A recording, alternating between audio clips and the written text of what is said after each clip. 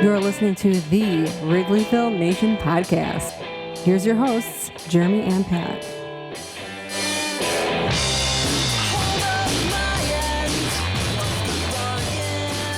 Hello and welcome to the Wrigleyville Nation podcast. This is episode 379 of the podcast. My name is Jeremy Deemer and I'll be your host. I'm joined as always by my co-host. He's my cousin. He is high atop Wrigleyville tonight. However, my cousin Pat is doing the show solo today. He's interviewing Andy Dolan from pointlessexercise.com. He will be joining us shortly, so both Andy and Pat will be doing the entire show without me. This is the first time I have missed a show since June of 2015, so this is the first time in 10 years I was not here. Pat and Andy did a great job covering the week that was, all the news, previewing the week ahead. And with that, I will hand it over to my cousin Pat to take it away. All right. Well, thanks very much, Jeremy. And Jeremy can't be here right now for this portion of the podcast because he's on an airplane fleeing the country to Canada. But as soon as he touches down, he's going to go back and edit everything into tip-top shape. So in the meantime, I'm here with Andy, and we're going to be talking about the Cubs weekend review. It was a 3-3 week, highs and lows, I suppose, but it started off pretty well, right? The Cubs took care of business against the last of the bad teams that they played. They ended up 16-5 in a 21-game stretch against teams that are 500 or below. I guess the Reds are now exactly 500, so they're no longer below 500. And then the Cubs went on to play the first place Tigers. Any thoughts about that 21-game stretch where the Cubs basically dominated bad teams? Yeah, I mean, I think they did. I mean, 16-5 is really good, and you can think back to. I still think back to the game in Miami where Palencia blew the save, where I thought Kyle Tucker was going to catch the ball with 2 outs in the ninth. Yeah. And he kind of slowed down and then realized he wasn't going to get to it. And then Daniel collapsed. So that just, in my mind, they won even one more game than they actually did. But I mean, how many times have we seen Cub teams get a nice stretch against bad teams and not do much with it? You know, right. This team did exactly what you're supposed to do. You get bad teams, you beat them up. And that's mostly what they did. Yeah, it was encouraging the first month of the season to hold, your ground against the good teams. But that only helps if you can really just batter the bad teams. And, the way baseball is these days, the current state of baseball, teams like the Marlins and the White Sox and some of these other teams, the Pirates.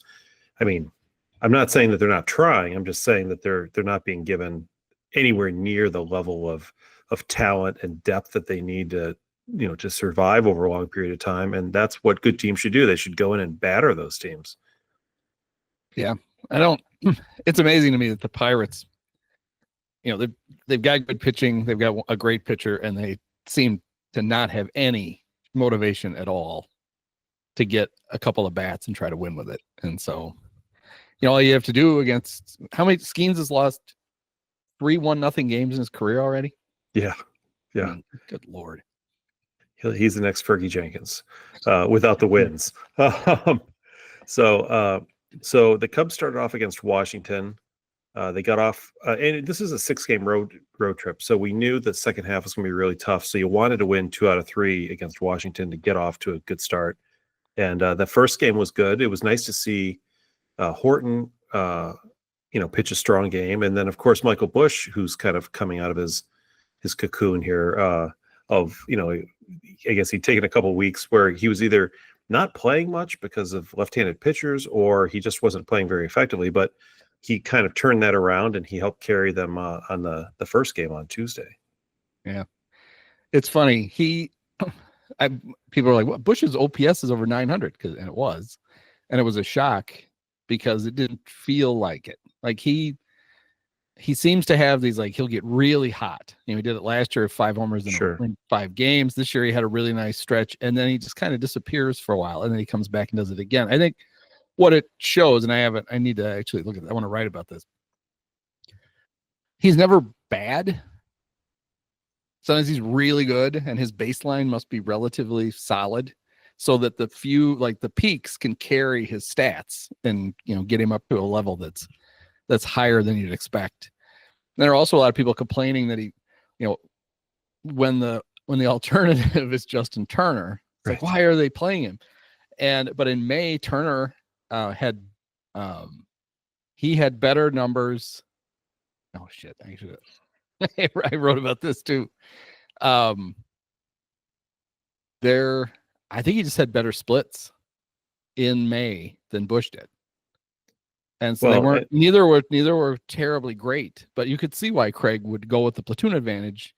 If those two are going to be close, you're going to play the platoon advantage.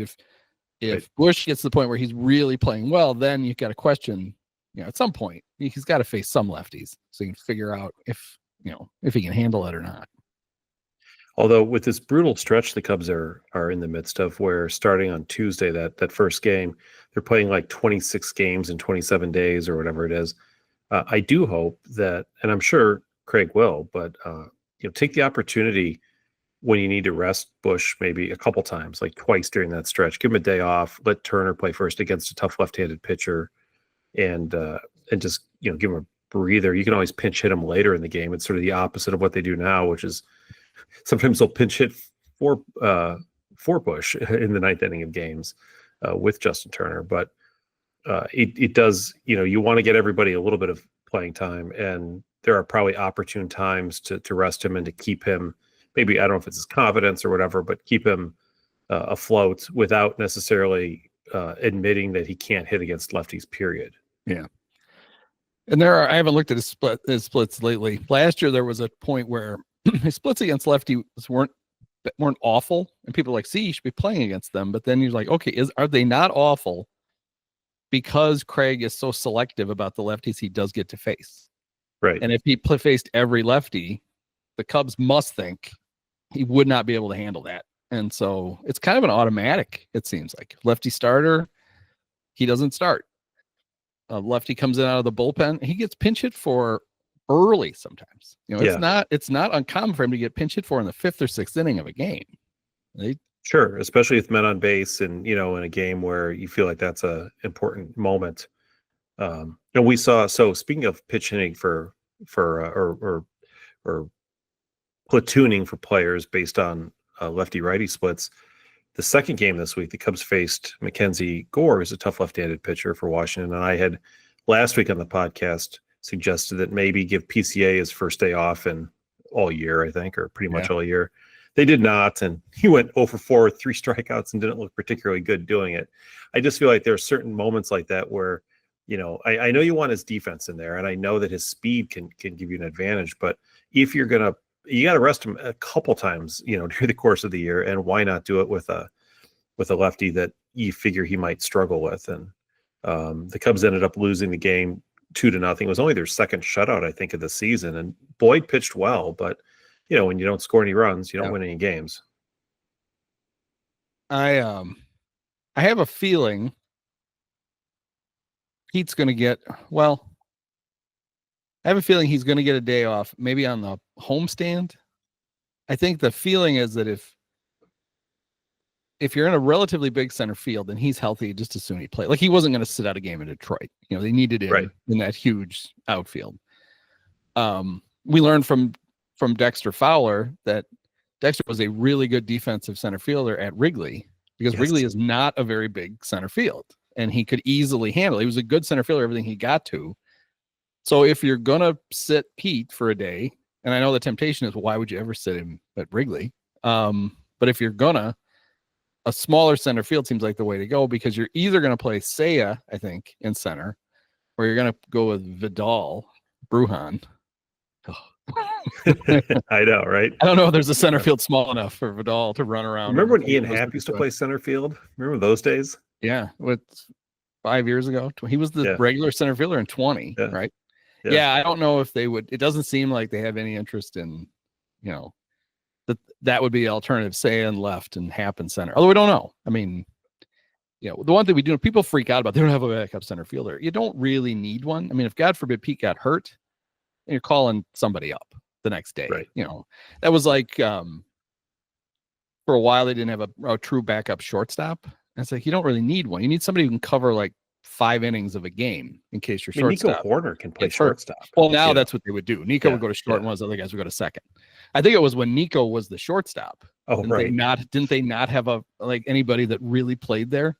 And it's like, well, you just have to finish the game. Yeah. And then a new shortstop arrives magically the next day if he gets hurt. Maybe Andrelton Simmons if you're really unlucky. There's plenty of what's Mike Freeman up to? Can we just call Mike? So the Cubs lose 2-0 in the second game. They come back in the third game. They win 7-1, which was nice. It was the rubber match. They wanted to get the 2 out of 3. Ian Happ exploded, which was nice to see. Since his injury, his numbers have been down a little bit, but he came back with a big game. It was nice to see Matt Shaw get 3 hits in that game. He's starting to, with the regular at bats now, I think, kind of find his groove. And Colin Ray and company out of the bullpen. He's not even the starter technically, but you know what I mean? He's pitched 5 1/3 innings, but they just pitched really well. And the Cubs only gave up 1 run. And you look back at the series, you're like, okay, well, they only gave up 4 runs in, 5 runs. Wait, 3, 4, 6. I can't count. 6 runs in 3 games. That's not bad. Against a Washington team that, they're not a great team, but they've got James Wood and they've got Abrams and they've got some pretty talented young players. Yeah, they've got a terrible bullpen, which is that's why when you let Mackenzie Gore go 7, right? Then they can handle the last 2 innings of a game. But the Cubs figured out if you get that guy out in the 4th, then you can feast on that bullpen. So, how did you feel overall about the Washington series? Satisfied? You win 2 out of 3. Obviously, you're going to the playoffs if you keep doing that. Yeah, you'd love to sweep every bad team, but you don't, and so you just don't want to lose a series. So, that was fine. It was frustrating because they didn't really mount any threat in the game they lost. You just kind of sat and watched them get beat, and the game was going so fast that you felt like it was earlier than it was. And I remember when they finally went to the bullpen in the 8th, and JD's like, well, it had just become 1-0, and he's like, well, they only have to get 6 outs. Like 6 outs, like, oh, it's the 8th. It felt like it was the 6th. Maybe that's what the Cubs thought. Well, they probably thought that the following series, because they went to Detroit, and we talked last week on the podcast about how the Tigers decided to rest Tyreek Skubal against the White Sox on Thursday so they could play him against the Cubs on Friday. They lost on Thursday without him, and of course then end up beating the Cubs with him. But maybe in the long run, he just could have pitched him a day sooner. I would have appreciated that.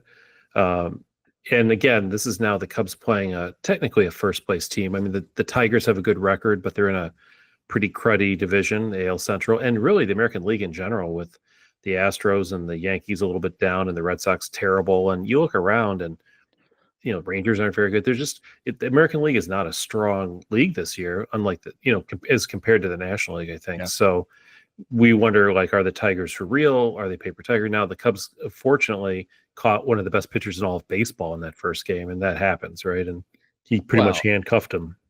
Yeah, and he got matched, pitch for pitch by Ben Brown almost.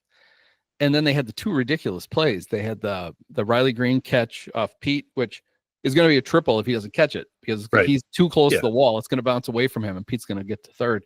And then the Seiya hit a 3-run homer, and Kerry Carpenter jumped up over the guy they take out for defense, and at the end of every game, jumped up and robbed a 3-run homer. So I know it's frustrating, that I don't. Losing that game is frustrating, but I don't feel like the Cubs did anything wrong. You know what I mean? Like they played their game, and that's going to happen. And if anything, I was happy that Ben Brown had another strong start. That to me was the highlight of the game, is that he went out for the second straight time. He went 7 innings, only 1 earned run, struck out 7 batters. To see Ben Brown go 7 full innings, that's ideal if they could do that. He's been struggling so much this year with control and pitch count and going 4 and 5 innings and getting blown up in innings. And the last 2 starts now, he's really kind of settled in. Yeah, and I don't know if the I don't know if it's a coincidence. They used the opener 2 starts ago, and then he pitched so well. And then I think they look at like the first inning matchup for him and with Detroit. They were like, let's let him start. I don't know. I mean, we've seen it even in starts, right? He'll like start poorly, and then all of a sudden innings 2, 3, and 4, he's really good. So it's always kind of there, and he just hasn't had the blow up inning the last 2 times out, which is important. It's not like he doesn't have talent.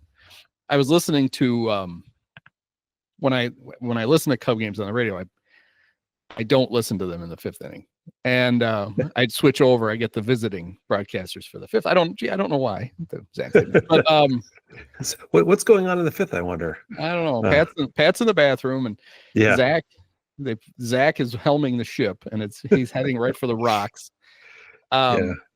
Kirk's down on the planet, and they've got some backup at the brig, or in the. So. Is it Dave Dickerson or Dan Dickerson? Anyway, their announcer. He's a really good announcer for the Tigers, and he was talking about Brown. And he's like, they told us this guy has a 2-pitch mix, and you're like, how is he going to make that work? And he's like, he does. And then every once in a while, now he throws a changeup. They were really. It's kind of fun to do that because you can hear, especially the Cubs are good. You can hear how impressed the other team's announcers are with some of our favorite players, and it's a little validation. I think sometimes when you hear the other team's announcers, are like, oh God, this guy's actually good. In that first good start he had 2 starts ago, he threw a changeup.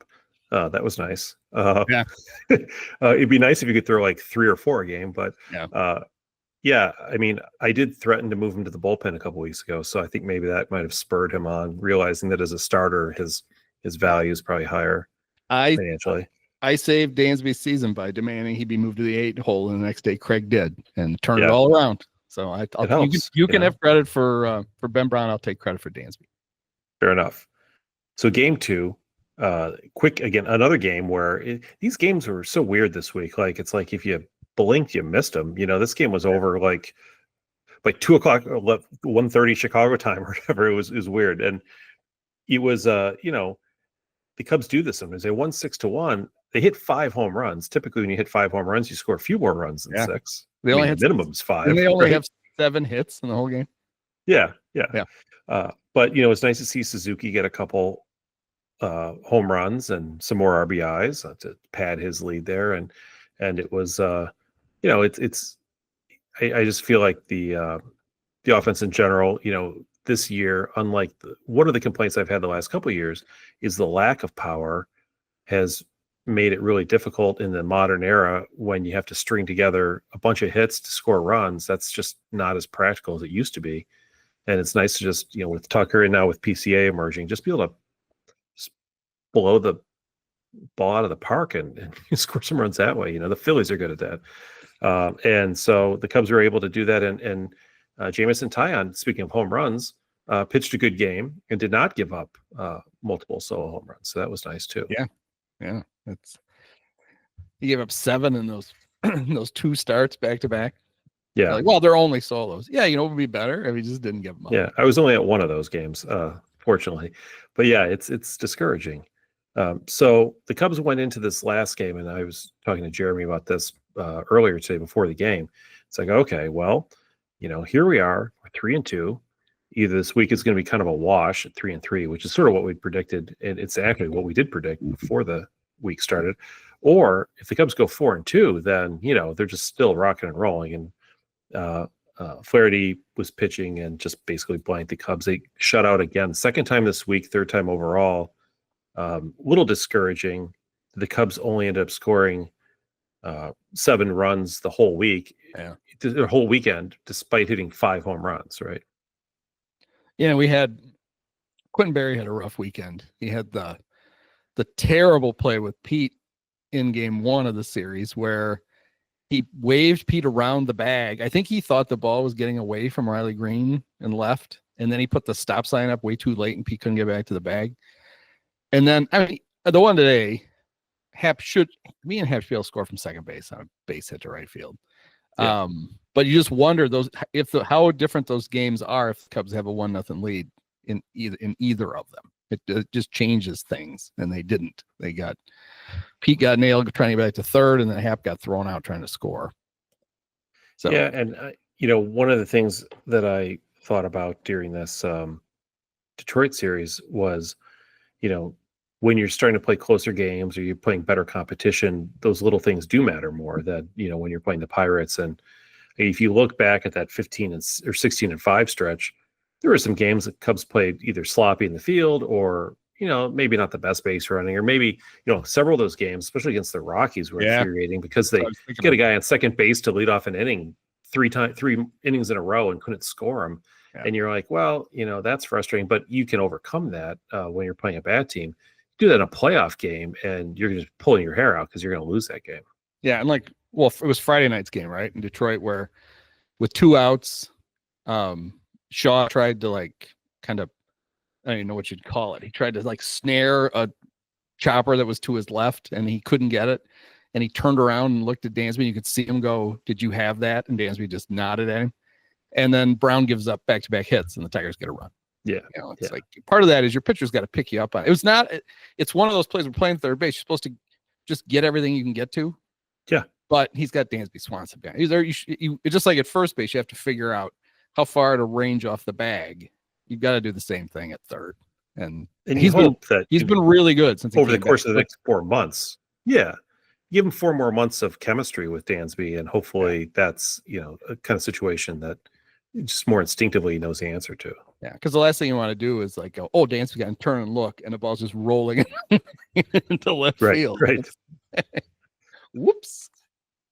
I did have one sort of harrowing thought during this weekend series. I have, as I've watched the Cubs over the course of the season this year, I've gotten this vibe. It reminds me, this lineup is so deep and long.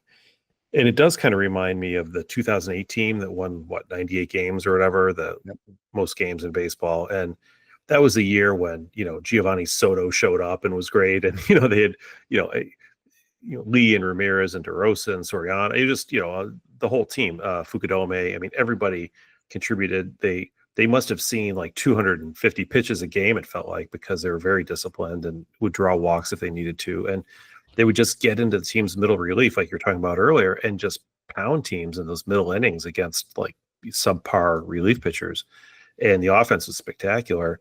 The starting pitching that year, it was like the Dempster, Ted Lilly era, right? It was just, It was okay. It was Jameson Taillon, Matthew Boyd, okay, but maybe not the kind of thing where it's like Arrieta in his prime or Lester or Hendricks, where you're okay, this guy's like a stud pitcher.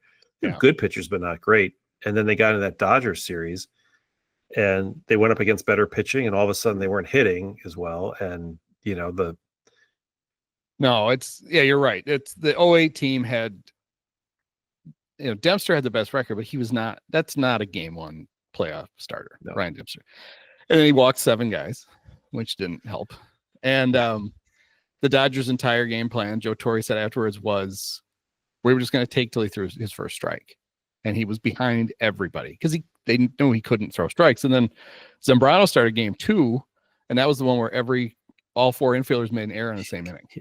Same inning. I remember where I was sitting for that game. Started with Brian Terrio trying to field a ground ball with his hand instead of his glove. Because why not? It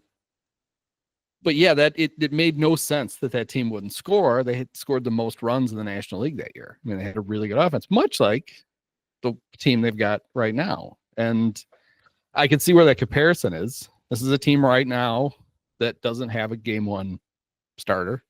Hopefully it's Shota, but we don't know how healthy he's going to be when he comes back. He's been good this year. He has not been as good as he was last year.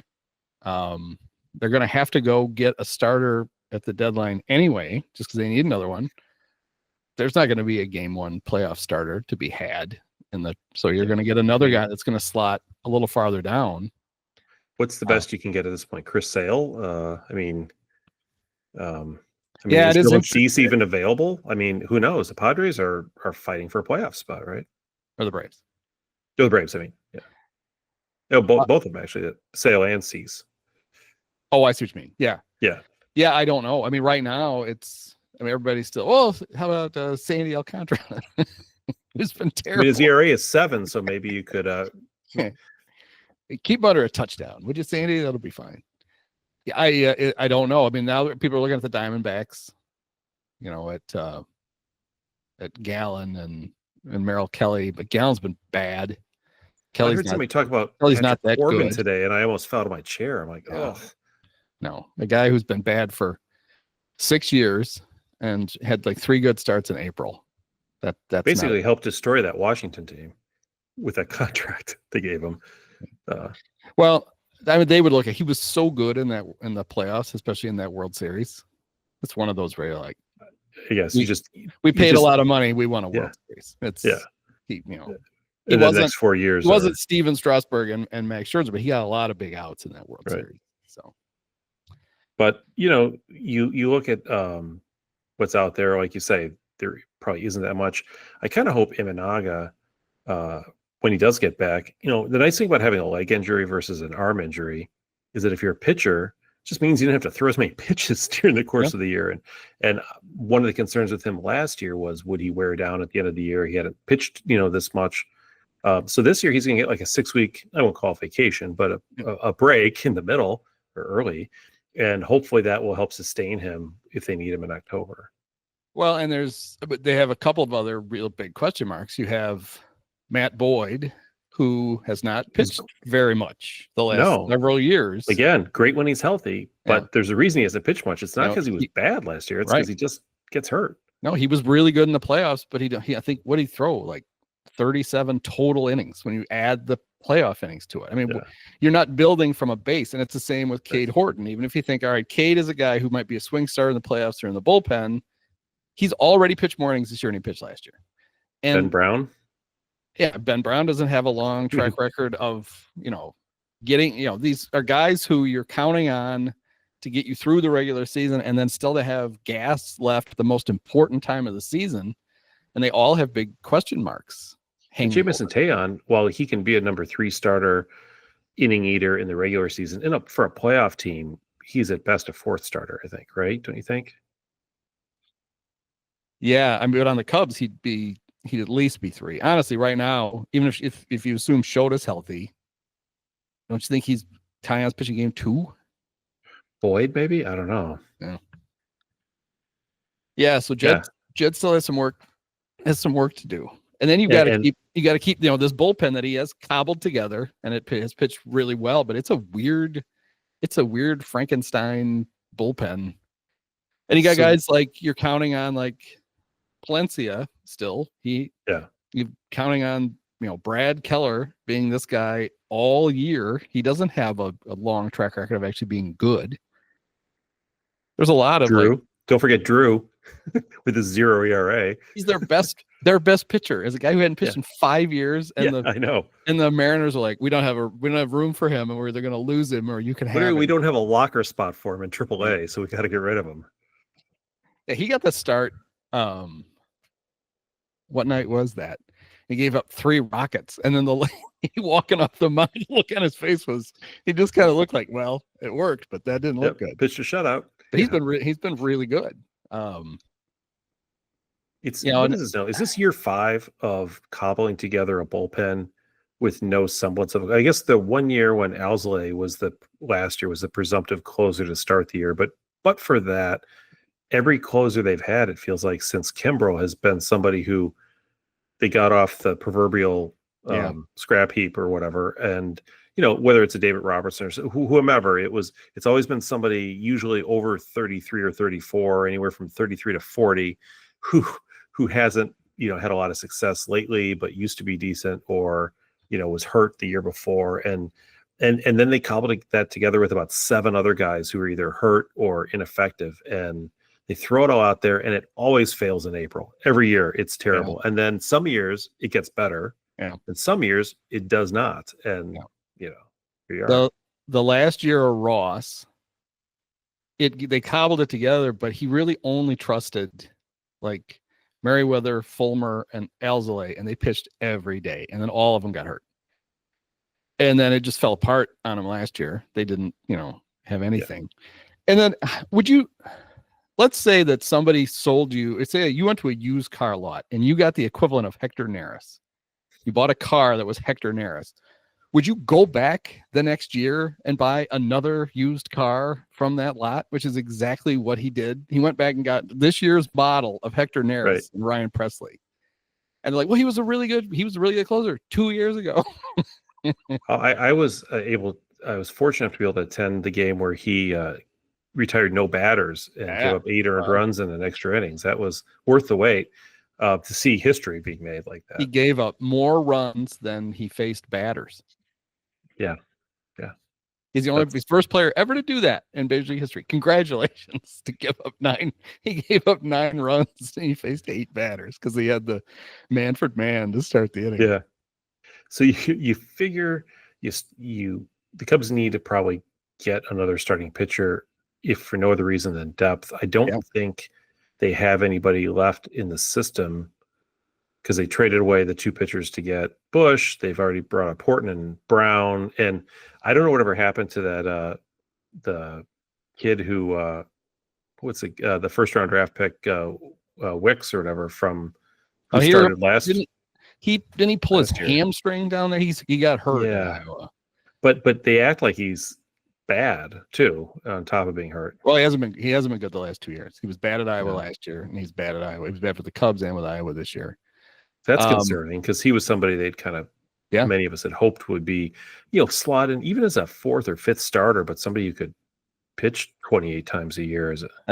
As currently constituted, if a starter got hurt, wouldn't they have to start Chris Flexen? Well, yeah. Colin Ray, I guess, right? Colin's already. Yeah. I guess if Imanaga's not back, if say somebody falls off the mound in Philly and you need a starter the next time around, you don't really have anybody. You're going to have to go to Flexen, I guess. Yeah. Brian Mattis died, so you can't try that again. Although he wouldn't pitch any worse than he did that one start in 2016.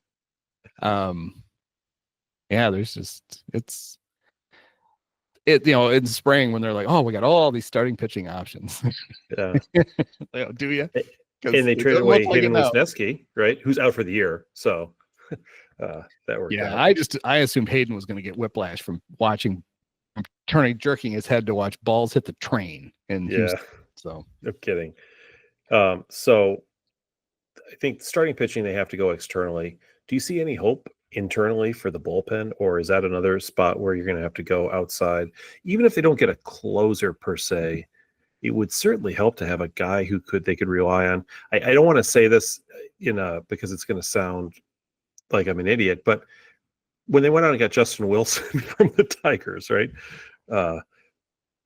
Granted, it didn't work out as well as they'd hoped that first year. He pitched better the second year, but somebody like that, they went and got a guy because they thought, this guy could pitch in the 7th inning routinely in close games and help us. Well, it's funny. The Wilson trade was a really good idea because that was he was going to set up for him that year, right? And then he was going to become the closer because he still had years of control and he was pitching well for the Tigers and he had that kind of mix, but he's never been able to do that for anybody. He's still floating. They got a backup catcher out of it too with Alex Avila. Yeah. Yeah, that wasn't a bad trade. It just didn't work. The thinking behind it was right. Sometimes you can make the right move and it doesn't work. And sometimes you can make the wrong move. Yeah. Who knew he couldn't throw strikes once he got here? Yeah. But something like that, I think, is, even if it means having to give up a minor league, position player of some sort.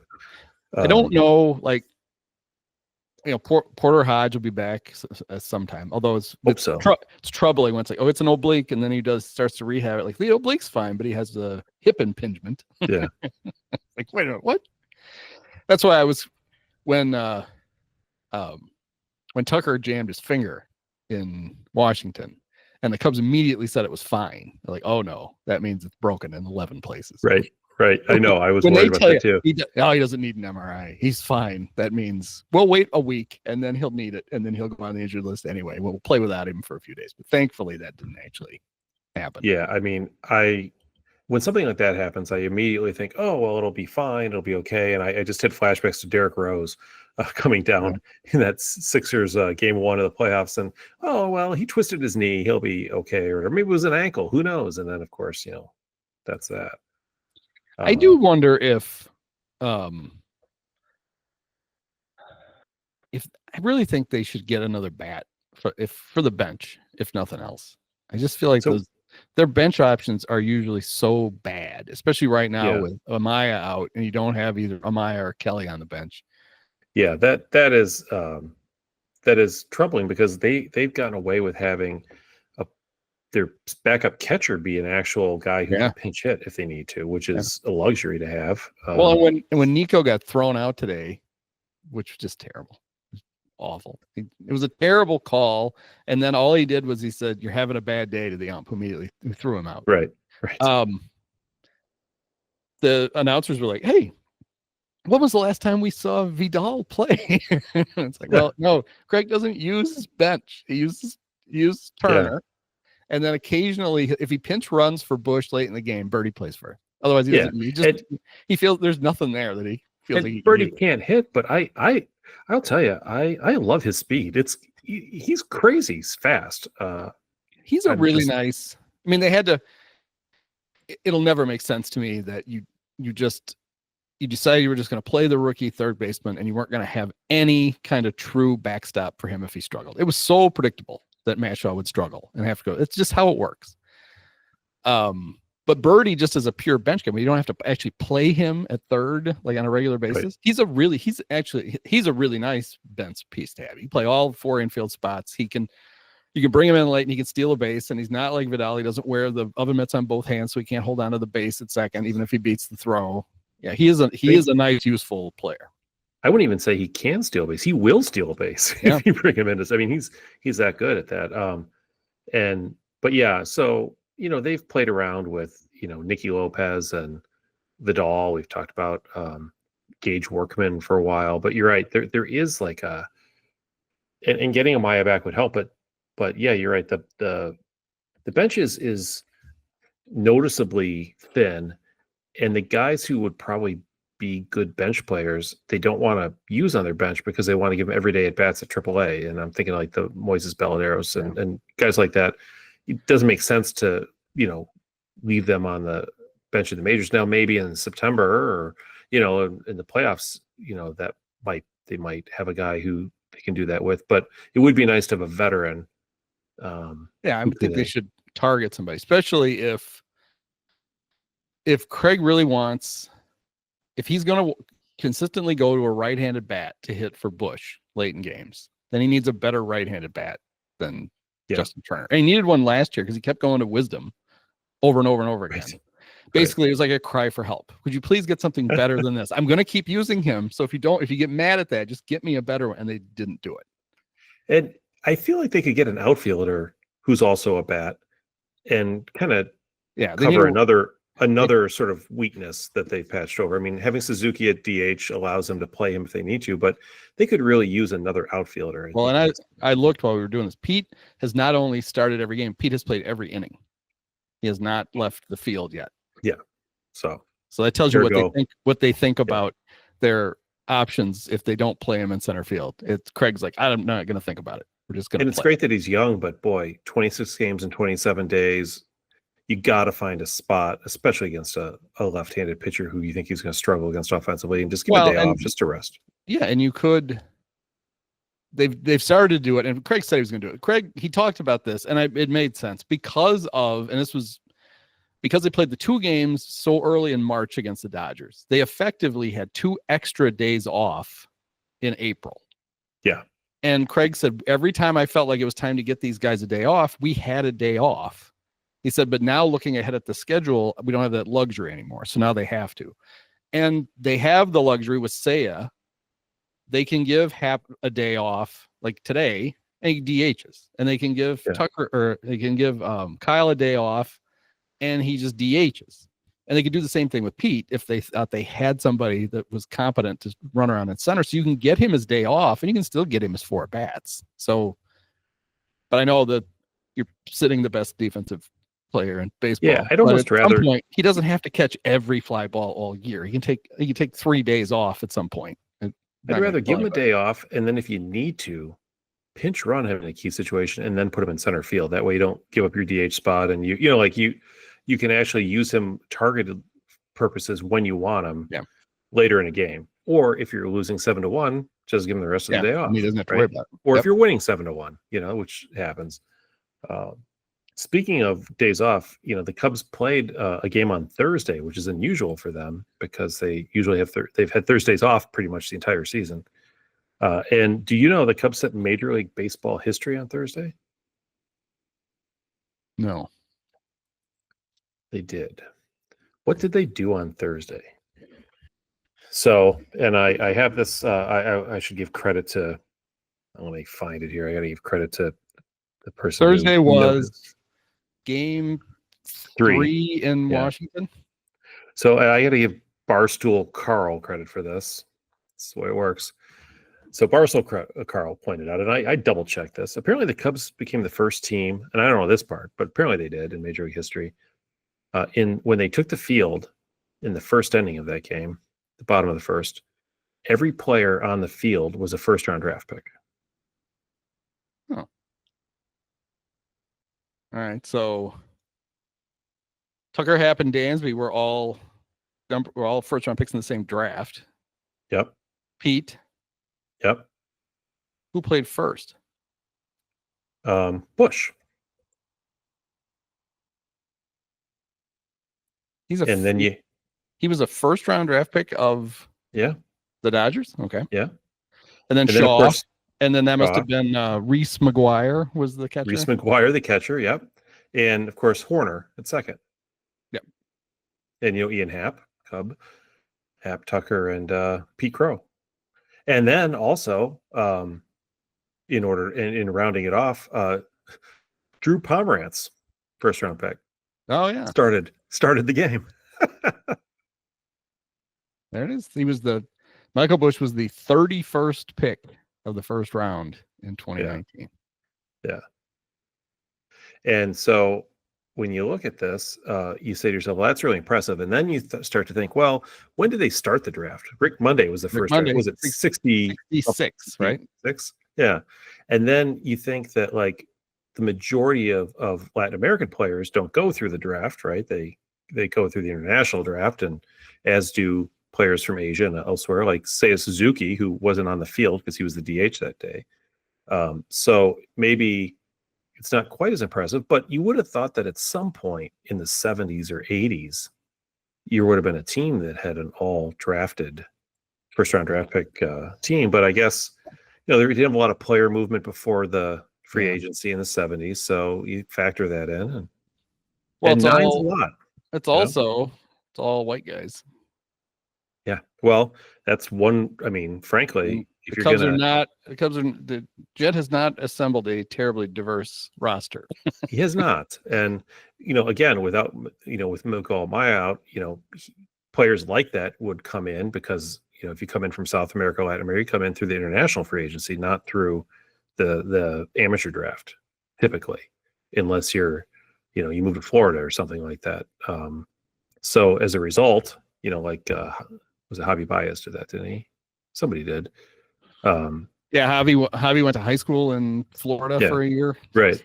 Yeah. But that's unusual, frankly. So, you get the situation where it's like, oh, okay, well, so all the stars aligned and the Cubs had an entire first-round draft pick team. So keep an eye on that, the future.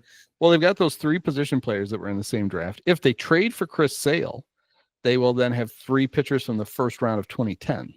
Jameson Taya on the second pick. Yes. Drew Pomerantz was the 5th, and then Sale was the 13th. Yeah, they really the Cubs number 1 that year probably won't be on the Hayden Simpson. Probably won't. Hayden Simpson. No. Probably won't be on the field for anybody. What a steal, though, right? Like, he wasn't even projected to be anything other than a 3rd-round pick, right? Or did he have mono when they drafted him, or did he catch it right after? Remember that? Yeah. They remind me a lot of the Bulls in that sense. The Bulls have assembled an entire cast of former first-round lottery picks. Oftentimes, that's not a good thing if you can get them for free. Jim Hendry was trying to assemble an entire team of guys who played at the high school that he coached at. Remember Ryan Harvey and right? Jason Du Bois? Were they the 2 from Dunedin or wherever it was? like, do you know, Jim? Do you know coaches at other schools? So we've got 7 games coming up. There are no off days anymore. So we're going to play. The Cubs play 3 games at Philadelphia. That's going to be tough. And then they travel home to Wrigley, and they have the longest homestand of the year. I think 10 days.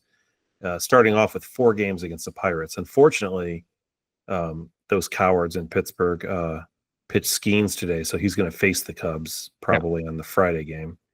And then I was looking at the matchups, so the projected matchups, and the Pirates have a couple pitchers that are actually not bad that are all going to face the Cubs, of course.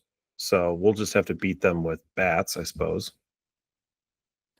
Yeah. Sorry, I was distracted for a second. It was Ryan Harvey and Brian Dopirak were the two from Dunedin High School. Jason DuBois slander. Sorry. Yeah. About that. So I guess the question becomes, what are the Cubs going to do in these 7 games? They start off with Wheeler, Abel, and Luzardo. Luzardo's been absolutely bombed his last 2 starts. He'll come back and pitch great. He was so good.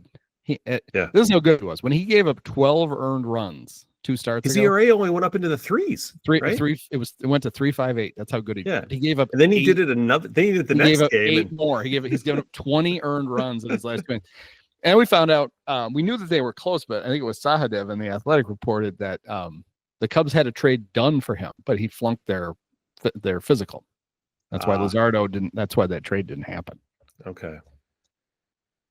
Maybe we're finding out why, or maybe not. So here we are. So I'm sorry. Who's starting the other game? So it's Wheeler, Abel, and Luzardo. Okay. Yeah, and then it's Heaney, Skeens, Burrows, and the other Keller, Mitch Keller, not Brad Keller.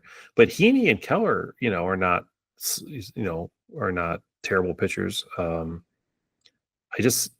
think this will be one of those weeks where the Cubs are going to have to dig a little deeper and try not to get shut out. Well, the Pirates don't score any points, so that helps. Yeah. Yeah, I mean, so 7 games. My impulse is that they'll go 3-4, so I'll just be optimistic and say they'll go 4-3 instead. I'm thinking I'm going to be optimistic and say 4-3. I think they're going to do it the hard way. I think they're going to lose 2 out of 3. Hopefully split those first 2 Pirates games and then have to win Saturday, Sunday to accomplish the task. But if they can beat Heaney on Thursday, then they can afford to lose to Skeens on Friday and still come back, I think. They've already beaten him once this year, didn't they? Yeah, they beat him. They've either beaten or no decision him a couple times. Remember that the huge comeback game last year when PCA had the big game, and I think Kyle Hendricks started for the Cubs and got absolutely crushed, and the Cubs came back in the 7th inning down like 6 or 7 runs. Didn't they beat it? Was he the pitcher 2 years ago when the Pirates bullpen just kept walking everybody? Yes, they walked like 5-7 guys in a row or something. They walked in like 3 runners in a row or something. He left with the lead. Yeah. And it didn't take very long. It's like, oh, there goes that. Yeah, and I think that was his was that his debut game or his second game? Maybe his second game. So yeah, the Cubs have this interesting track record. That might have been the debut because the Cubs won that game 10-9, and he was up. He left with a 6-1 lead. It had to be, and the Cubs scored 7.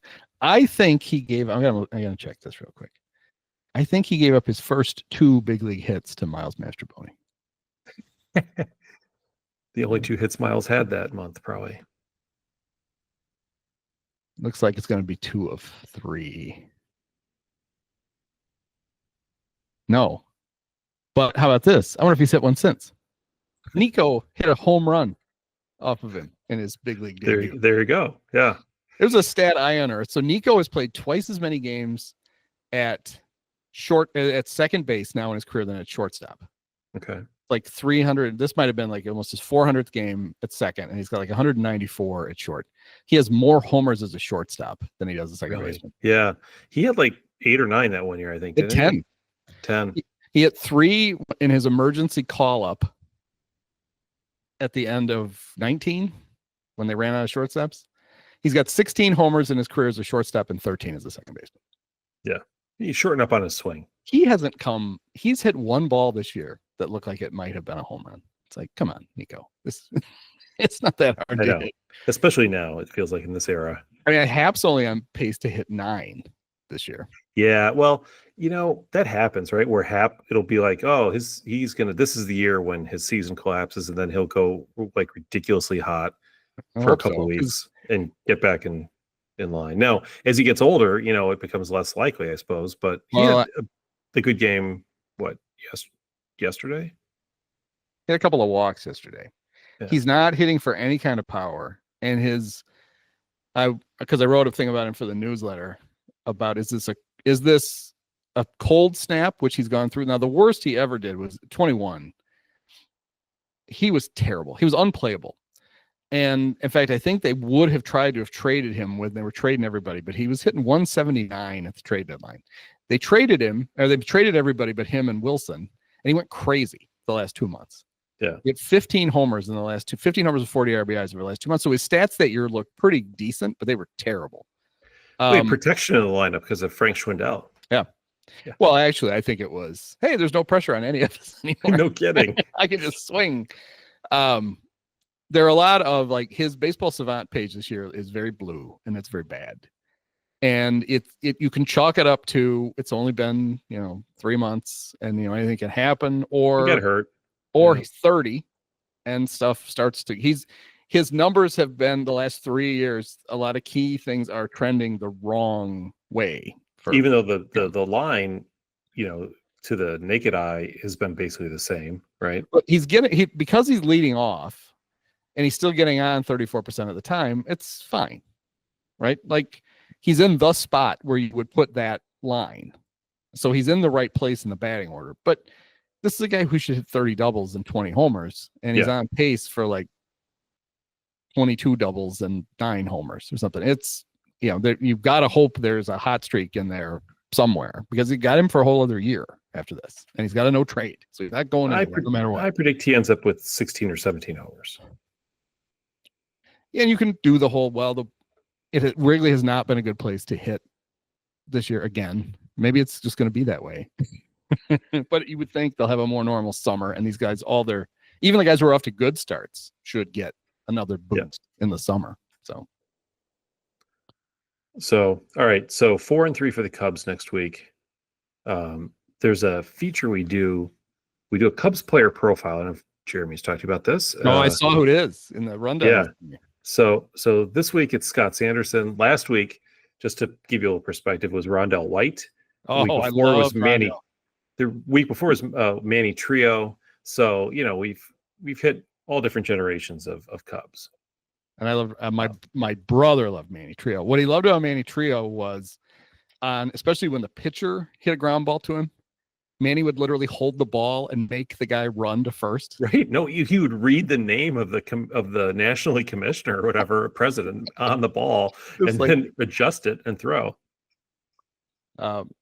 We did a Remember This Crap on my podcast about we're going through all the positions now in Cub history, and when we got to left field, we did Rondell came up, and I'm trying to look real quick because he should have been a Cub in the first place.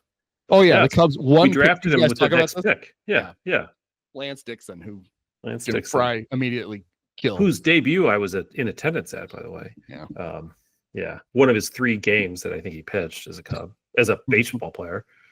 He never made it back. He got hurt. He never pitched in the minors, but he never made it back.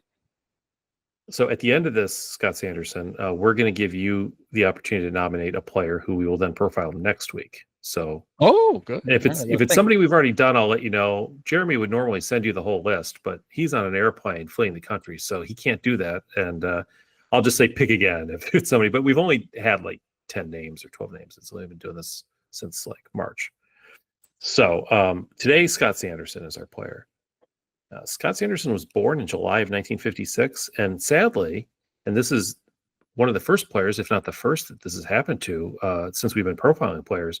He passed away in April of 19. I remember that. He was only 62. Yeah. And what I guess I didn't realize is he'd had a stroke, and then he had cancer, and he was in poor health. And so he died relatively young. He is, we like to think of him as a local kid because he went to Glenbrook North, the same school that Jason Kipnis later would attend, and was actually on the 1974 Illinois State Championship team. So good for Scott. Yeah. He was drafted out of high school, but decided instead to go to Vanderbilt. So I imagine he was fairly bright, and Vanderbilt's a good baseball school. So he went to Vanderbilt, and while he was there, I remember back in those days when professional players couldn't play in these other tournaments, they would have to have amateurs. So when he was in college, he played in, and this is a blast from the past. Do you remember the Pan Am games? Yes. Oh, yeah. He played in the 1975 Pan Am games in Mexico City. I attended the Pan Am games once in Indianapolis, Indiana, a much shorter drive from here. Yeah, a little bit. But so he played in Pan Am games. He played in some other international competition and did quite well. And then when he left college, he was the third pick overall by the Montreal Expos in the 1977 amateur draft. The first two picks, by the way. I'm sorry. He was a third pick of the third round, I should say. Sorry, I didn't mean the third pick overall. Right. Yeah.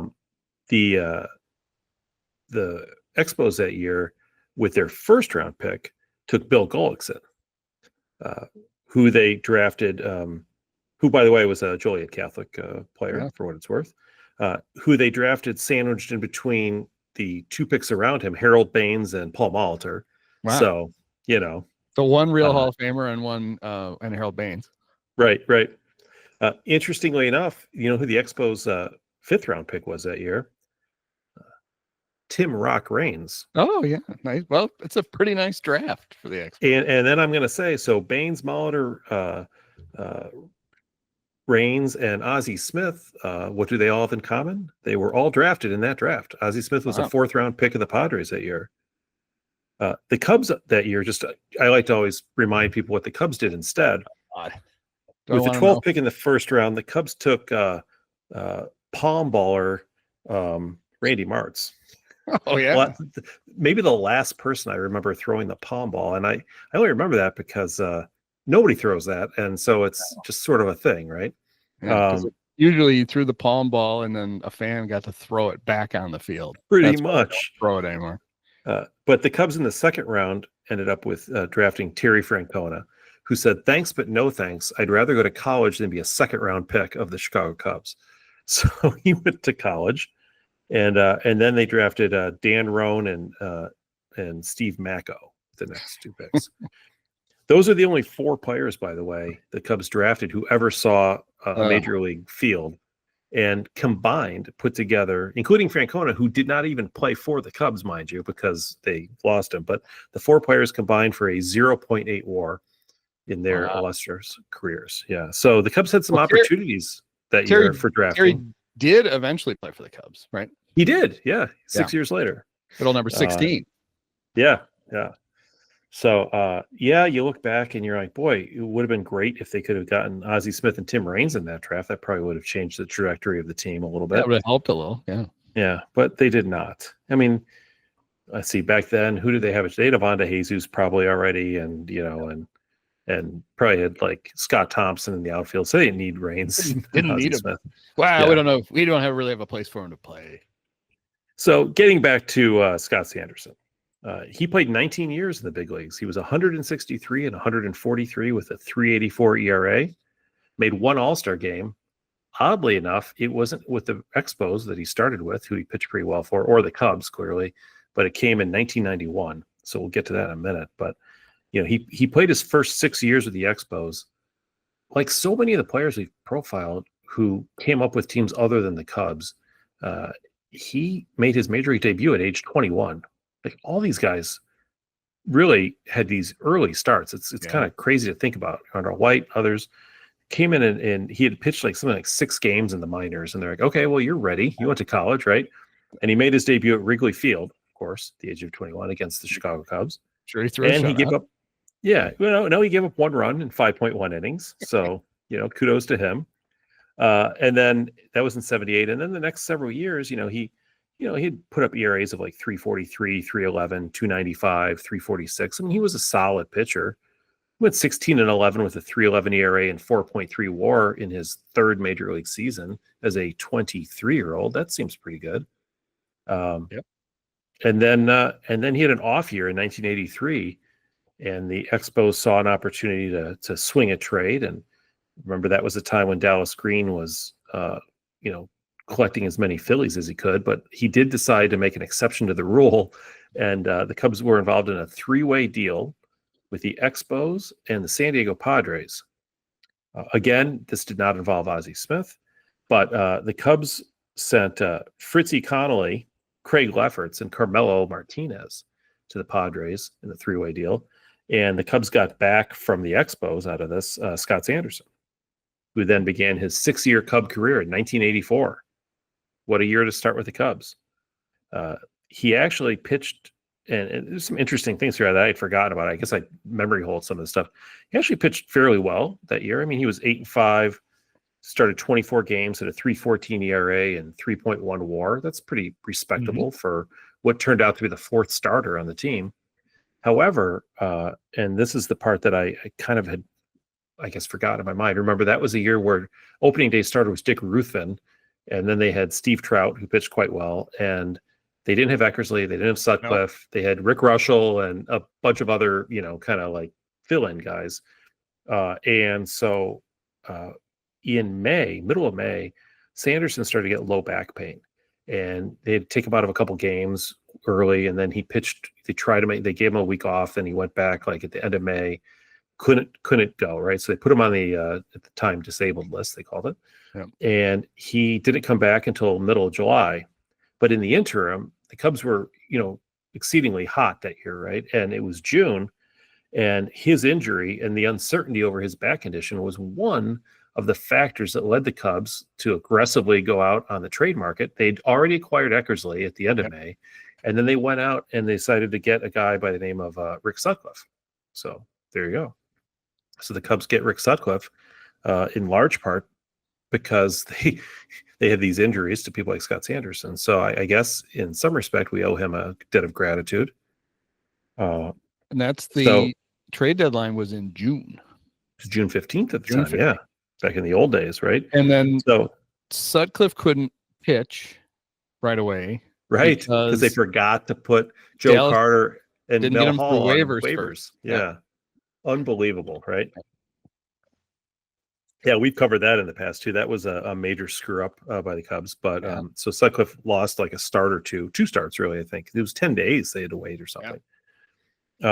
So during the 84 season, though, there are a couple notable games. He had a couple complete game wins. He had a shutout. Here's a fun line for you. September 4th, 9 innings pitched, complete game, no earned runs, 13 hits, 7 Ks. Scattered. Yeah. Scattered 13. Scattered 13 hits. Only 1 walk, though. He had a 2-hitter against Pittsburgh in April, which is nice. And apart from his time off with the injury, he pitched fairly well. He only won 2 out of his last 10 starts that year. He kind of started to fade after he came back from the injury. He wasn't quite the same the rest of the year. So when the Cubs came to the playoffs against the Padres, Sutcliffe started the first game and won. Steve Trout pitched great in the second game. The Cubs win. Eckersley threw up all over himself, probably after the game or during the game, and lost. And so game 4, you may recall there was talk of Scott Sanderson was the 4th starter, but there was a lot of talk about the Cubs maybe putting Sutcliffe in on 3 days rest. And I think like in the modern era, you absolutely would do that, right? And then you do a bullpen game the next day if you had to. You still had Sanderson and you could pitch Trout or whatever. They did not, though. Fry wanted to do everything according to normal schedule and give everybody their normal rest and treat it like just another series. So they started Sanderson in that 4th game. And he didn't pitch terribly, but he did give up 3 earned runs in 4 2/3 innings. And the Cubs had the lead. It was there up 3-2. And so the Padres tied it. And then the Cubs went on to lose the game in the 9th inning. Steve Garvey actually tied it off of Sanderson in the 5th. And then, of course, hit the home run off Lee Smith in the 9th. That was the beginning of the end. The So all the talk about, especially in hindsight, it said they should have gone to Sutcliffe. They could have won it that night, and Fry probably wanted Sutcliffe to pitch Game 1 of the World Series. A few years ago, I went back and I rewatched, because I hadn't watched since I was a kid. I went back and I rewatched Game 5. Mm-hmm. And for anybody, if Rick Sutcliffe wants to go tell people he should have started Game 4, he ran out of gas in Game 5 in like the 5th inning. Like he was on fumes, sweating profusely. And how far would he have made it in Game 4? Well, Game 4 is a night game, so maybe it would have been a little cooler. But I don't think it was that. I don't think it was. Well, I don't think it was that hot. The weird part was in Game 1 he pitched 7 innings, but they were up so big he just kind of flew through. It was no big deal. Yeah, and it's very much Mark Pryor pitching with a 13-run lead, and then running out of gas a little bit in Game 6 because Dusty wouldn't take him out. Right. You know, you could have done the same thing with Sutcliffe. They probably just wanted to get him another at bat, so he hit another home run. Another home run. But you know, you do have to win a series, and so you like to leave as many options open as possible in case it comes up. Yeah, so that was unfortunate. And then the rest of Sanderson's Cubs career, I mean, for example, in '85, he pitched really well. I mean, in since he had a 3.12 ERA, he's only 5-6, but the team couldn't hit it all that year. Problem was he got hurt in the middle of August and missed the rest of the season. So it was the beginning of this injury. He not hurt with the Expos at all, but with the Cubs, he was hurt every year. It felt like. Yeah. He was bad in '86, '87, and '88. He only pitched 15 innings. He was really bad. Here's the part that I had completely forgotten about. In 1989. He started 23 games on the playoff team for me. I'm like, yes, he did. Wait a minute. I don't remember that. He was 11-9 with a 3.94 ERA, and he started 23 games. But then in August and September, they pitched him out of the bullpen. I guess they were dissatisfied with some of his starts, and he actually, as a bullpen pitcher, set a Cubs record. I don't know if you're familiar with this record. Most extra innings pitched by a Cub pitcher. 8. He pitched 8 innings in relief. Wow. In an 18-inning game. It's hard to pitch. In order to pitch 8 innings in extra innings, the game has to go at least 17 innings, right? Yeah. This one went 18. He ended up giving up a run in the 18th and got the loss. But, he pitched 7 scoreless innings or 8 scoreless innings before then. So that was kind of a weird thing. And then in the playoffs, again, I forgot this. He did pitch 2 innings, gave up no runs, but the Cubs lost that game. Was the last game. I feel like he lost his starting rotation job to Steve Wilson late in the season. Yeah, that sounds about right. Yeah, Steve, who was constantly like looking through his glove to the catcher. That's what I remember about Steve. He held his glove in front of his face when he was. Yeah, I always get these guys like Steve. I always get him confused with Paul Kilgus, but another sometime starter in that era. In 1990, he goes to Oakland and sets a career high with 34 games started. Doesn't miss a game. Oh. He's just a machine. He just pitches a million innings. He goes 17-11. Takes them to the World Series, where they lost to the Reds in 4 games. Interestingly enough, they didn't let him start any of the World Series games, which is weird given how well he pitched that year. Yeah. But they had Dave Stewart and somebody else. 2 good starters. Okay, because right, because that was it wasn't the earthquake 90, year. Not the earthquake, right? Because that was 89. That was the Cubs could have.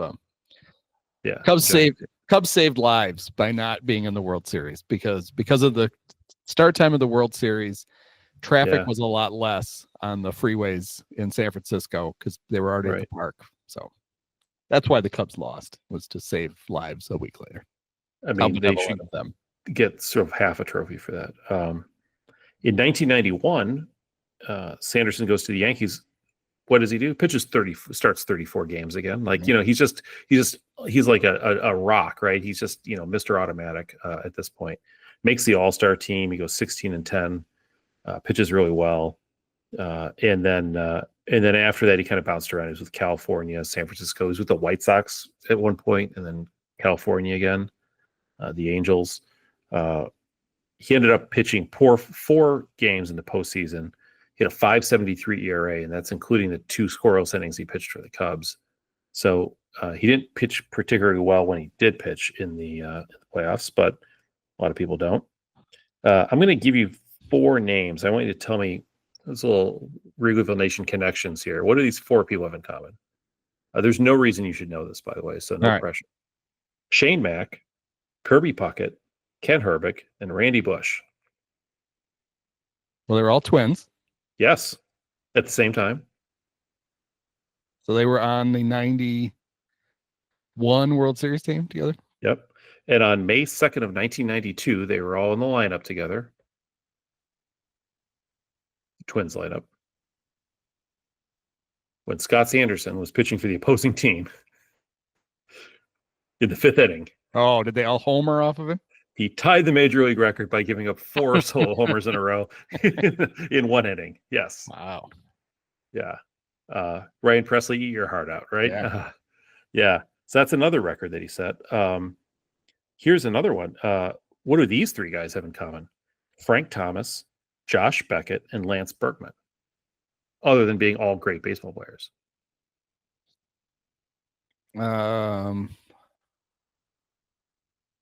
I don't know. They were all first round draft picks. Probably, right? Yeah. I mean, this blew my mind.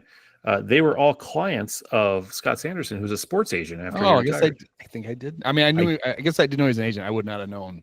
I didn't know he had those 3 guys, though. Yeah, that's pretty good. You can make a living off of that, right? Yeah. He also filled in on the Cubs radio in 1997 for a couple days with Pat Hughes because I guess Ron had some vocal cord issues, and he did the radio with Pat Hughes for a couple days. So yeah, those are the only fun facts I can find about Scott Sanderson. He's a golfer, I know that, and seemed like he was having a pretty good life before he got ill, which is really a shame. My only, other than that he was on the 2 playoff teams, the only thing I remember about Scott was the Cubs were on NBC, a game of the week, on a night game. They were in LA facing the Dodgers, and they came back from commercial, and he was being attended to. He had hyperventilated on the mound. He had to come out of the game. I can't breathe. It's all you're doing is breathing. Yeah. So he had a long career. I'm surprised he didn't make an all-star game with the Expos, but those are some pretty good teams, and I'm sure they had a lot of other guys back. That was the Warren Cromartie, Andre Dawson, Lance Parrish, Steve Rogers, Gary Carter days. Wouldn't let Sanderson have a and Bill Gullickson, of course. So I think, if I'm not mistaken, the only players who are on the 89 team and the 84 team would be Sandberg, him, Sutcliffe, and Sutcliffe, right? I think those are the only 3. Probably. So it was pretty quick. Yeah. That 84 team was so old that that's right. There weren't going to be a lot of guys that stuck around. And in fact, by the time they got to 1989 on the team that he was on, he was only 32. So just to show you how young he was before, but yeah. So that's the story of Scott Sanderson. R.I.P. So your task now is to identify a player for next week's podcast. All right. Well, I've got 2 for you. I'll rank them in order of. You should either, if you haven't done Luis Valbuena, you should do Luis Valbuena. I will do Luis Valbuena. Okay. The other one I was going to give you Neffy Perez. I will pull out my autographed jersey by Luis Valbuena. Luis is one of my all-time favorite Cubs. I was at an auction at a local charity at Murphy's Bleachers several years ago, and I bid on successfully a Luis Valbuena autographed jersey, and then sadly he left the team and then left us after the accident, so to speak. He was a fun Cub. He's one of those Cubs who I will be interested to go back and see what he actually did do, because I just remember all these positive moments from him. But he had some good stretches, and he did cool stuff like he bat flipped walks. Yes. And he would appeal his own check swings at third base. Right. I have a great still shot of him is against the Giants, and him and Buster Posey and Sergio Romo are all pointing to the third base ump after a pitch at the same time. They're all appealing it. I'm like, wait a minute. Why are all three of you appealing it? It's either a strike or a ball. Luis, what are you doing? I have a feeling they didn't call it. Why are you appealing it? Yeah, he was a character, so he'll be fun. I appreciate it. All right. Well, thanks very much. We appreciate having you on. Can you tell us where people can find you, either on the internet or in the blogosphere? You can find me at pointlessexercise.com. It's all one word. And there's a newsletter there, and then there's a podcast. We podcast usually twice a week. We have a Cubs specific podcast most of the time, and then Dave Brown, who's at Yahoo Sports and has been in a lot of places, and we podcast every other Tuesday. We talk about the Cubs, and we talk about the entire league in that one. Oh, so that's a good one to for those Cubs fans out there who want to figure out. This is one of those years where you kind of want to know what's going on outside of your own team. Because I might be playing some of these teams when it counts. That's right. So, that's right. So, well, thanks for coming on. I appreciate it. Yeah, it's fun. And hopefully this recorded. If it did, that's great. No, I think it did. And we look forward to having you on again. And and take care. And let's go Cubs. Let's go 4-3, man. Let's do it. Yeah, let's do it. A really fun show. I had a great time going back and listening to that, and I hope you enjoyed it as well. Remember to follow us on all the social media platforms at Wrigleyville Nat, and of course you can find this podcast in the video form over at our YouTube channel, youtube.com. Search for Wrigleyville Nation Podcast. Give us a like, subscribe over there. It helps us work the algorithm so other Cub fans can find the show. You can continue to, of course, subscribe through your normal audio means of podcatchers to listen to the show. But continue to spread the word about the podcast. Cubs fans know other Cubs fans, and we rely on you and your word of mouth to continue to spread the word.